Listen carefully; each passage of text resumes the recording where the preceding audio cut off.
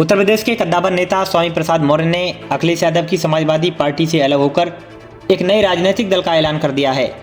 मौर्य की नई पार्टी का नाम राष्ट्रीय शोषित समाज पार्टी है। उन्होंने दिल्ली के तालकटोरा स्टेडियम में हुए एक कार्यक्रम में अपनी पार्टी लॉन्च की। स्वामी प्रसाद मौर्य ने 3 दिन पहले ही समाजवादी पार्टी पर भेदभाव का आरोप लगाते हुए पार्टी की सदस्यता और एमएलसी पद से त्यागपत्र दे दिया था।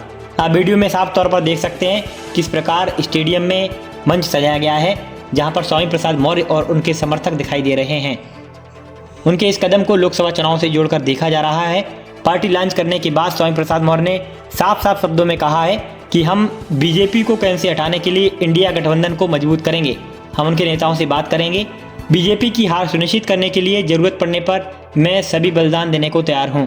आइए देखते हैं प्रेस कॉन्फ्रेंस के दौरान स्वामी प्रसाद मौर्य ने किस प्रकार केंद्र सरकार पर निशाना साधा और अपनी बात रखी। इंडी अलायंस ये देश की इस समय आवश्यकता है। जिस तरीके से आज पूरे देश में अराजकता है, देश बेचा जा रहा है, लोकतंत्र की हत्या हो रही है, भारतीय संविधान के साथ खिलवाड़ किया जा रहा है, देश के करोड़ों करोड़ नौजवान को बेरोजगार बनाकर रोटी के लिए मोहताज किया जा रहा है,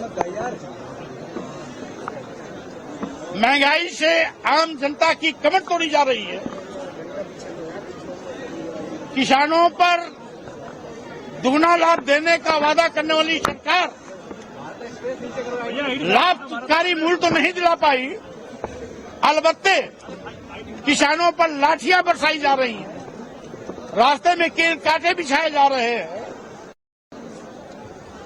ड्रोन द्वारा आंसू गैस छोड़ा जा रहा है, रबर की बुलेट दागी जा रही है, किसानों के साथ जनजातीय अत्याचार अन्याय हो रहा है, यहां तक कि इसने व्यापारियों को भी नहीं छोड़ा। जिन मध्यम और लघु श्रेणी के व्यापारियों ने कभी इसको वोट और नोट दिया था, उनको भी ईडी के माध्यम से कमजोर करने की कोशिश कर रही है। उसको देखते हुए भाजपा सरकार देश हित में हटाना जरूरी हो गया है, जो इंडी अलायंस ही कर सकती है।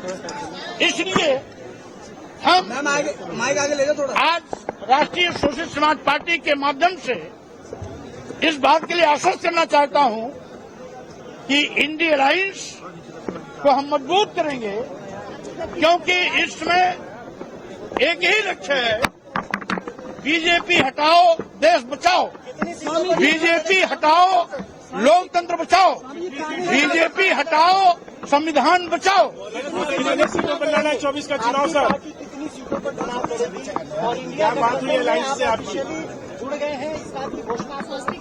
स्वाभाविक रूप से ये हमारी घोषणा हो चुकी है कि हम इंडिया अलायंस को मजबूत करेंगे, और साथ ही साथ कितनी सीटों पर लड़नी है, कितनी पर नहीं लड़नी है, चूंकि इस पार्टी की नई जिम्मेदारी राष्ट्रीय अध्यक्ष के रूप में आज ही मुझे सौंपी गई है, इसलिए यहां से खाली होने के बाद अपने पदाधिकारियों के साथ बैठक कर विचार विमर्श कर मैं इंडिया अलायंस के साथियों से बात करेंगे।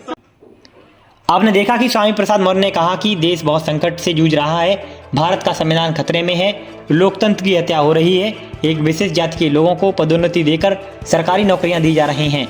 किसान आंदोलन का जिक्र करते हुए मौर्य ने कहा कि केंद्र सरकार किसानों पर लाठीचार्ज कर रही है, उनकी आखिर गलती क्या है? वे सभी एमएसपी की मांग कर रहे हैं। बता दें कि स्वामी प्रसाद मौर्य विवादित बयानों को लेकर अक्सर चर्चा में रहते हैं। उन्होंने अपनी टिप्पणियों को लेकर समाजवादी पार्टी के कुछ नेताओं के रवैयों से नाराज होकर 13 फरवरी को पार्टी के राष्ट्रीय महासचिव पद से इस्तीफा दे दिया था। इसके बाद उन्होंने अपनी नई पार्टी बनाई है।